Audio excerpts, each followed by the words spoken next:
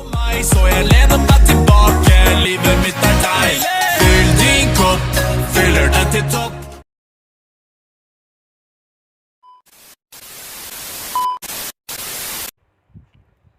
Oke, Assalamualaikum warahmatullahi wabarakatuh. Di pertemuan video ke-6 kali ini saya akan coba membahas tentang apa itu PPH pasal 4 ayat 2. Berikut penjelasannya. Langsung aja kita ke videonya. PPH pasal 4 ayat 2 Undang-Undang Perpajakan menyebutkan bahwa atas penghasilan berupa bunga deposito dan tabungan-tabungan lainnya, penghasilan dari transaksi saham dan sekuritas lainnya di bursa efek, penghasilan dari pengalihan harta berupa tanah dan atau bangunan, serta penghasilan tertentu lainnya, pengenaan pajaknya diatur dengan peraturan pemerintah. Kemudian ada pajak penghasilan atas berupa bunga deposito dan tabungan, serta diskonto sertifikat Bank Indonesia. Pengenaan pajak penghasilan atas penghasilan berupa bunga deposito dan tabungan serta diskonto sertifikat Bank Indonesia atau disingkat dengan SBI diatur dengan peraturan pemerintah nomor 133 tahun 2000 sebagaimana telah diubah terakhir dengan STDTD peraturan pemerintah nomor 123 tahun 2015 adalah sebagai berikut. A. Tarif 10% dari jumlah bruto untuk deposito dalam jangka waktu 1 bulan. B. Tarif 7,5% dari jumlah bruto untuk deposito jangka waktu untuk 3 bulan. Yang C. Tarif 25% dari jumlah bruto untuk deposito dengan jangka waktu 6 bulan. Serta yang terakhir ada tarif 0% dari jumlah bruto untuk deposito dengan jangka waktu lebih dari 6 bulan. Kemudian, atas bunga dari deposito dalam mata uang rupiah yang dananya bersumber dari devisa hasil ekspor dan ditetapkan di dalam negeri pada bank yang didirikan atau bertempat kedudukan di Indonesia sebagai cabang bank luar negeri di Indonesia dikenai pajak penghasilan yang bersifat final dengan tarif sebagai berikut. A. Itu ada tarif dengan 75% dari jumlah bruto dengan jangka waktu 1 bulan. Yang B ada tarif 5% dari jumlah bruto untuk deposito dalam jangka waktu 3 bulan. Serta yang C ada tarif 0% dari jumlah bruto untuk deposito dalam jangka waktu 6 bulan atau lebih dari 6 bulan. Kemudian ada pajak penghasilan atas penghasilan berupa bunga atau diskonto obligasi. Pengenaan pajak penghasilan atas penghasilan berupa bunga atau diskonto obligasi yang dijual di bursa efek diatur dengan peraturan pemerintah nomor 16 tahun 2009 STDTD peraturan pemerintah nomor 55 tahun 2019. Menurut peraturan pemerintah tersebut, atas penghasilan yang diterima, wajib pajak berupa bunga dan diskonto obligasi yang diperdagangkan di bursa efek dikenakan pajak penghasilan yang bersifat final. Besarnya pajak yang pertama ada bunga dari obligasi dengan kupon sebesar 15% bagi wajib pajak dalam negeri berupa bentuk untuk usaha tetap.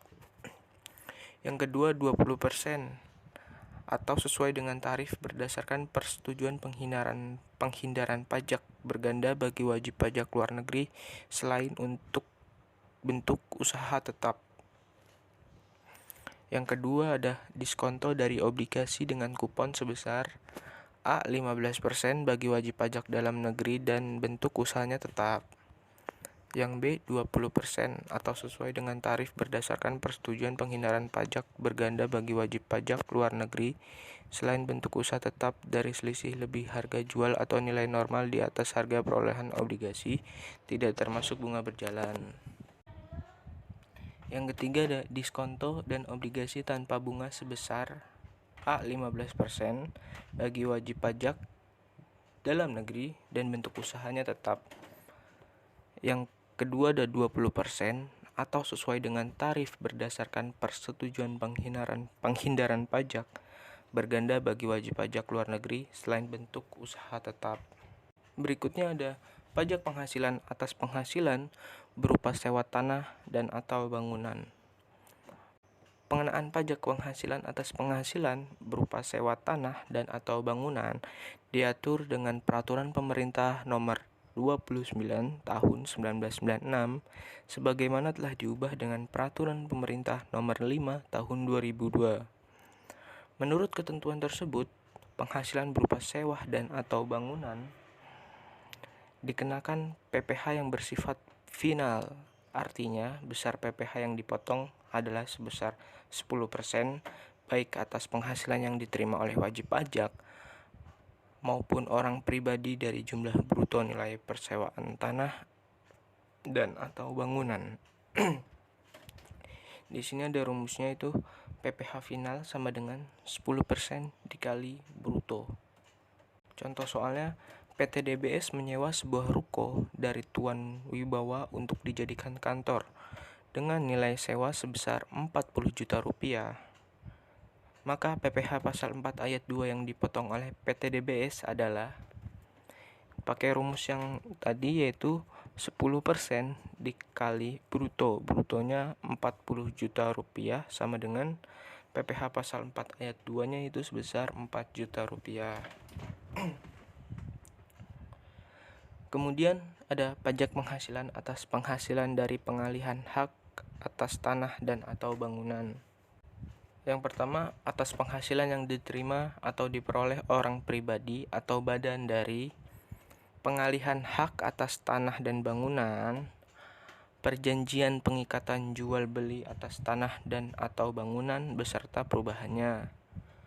Yang kedua, ada penghasilan dan pengalihan hak atas tanah dan atau bangunan adalah penghasilan yang diterima atau diperoleh pihak yang mengalihkan hak atas tanah atau bangunan melalui penjualan, tukar-menukar, pelepasan hak, lelang, hibah, waris, atau dengan cara yang disepakati antara para pihak.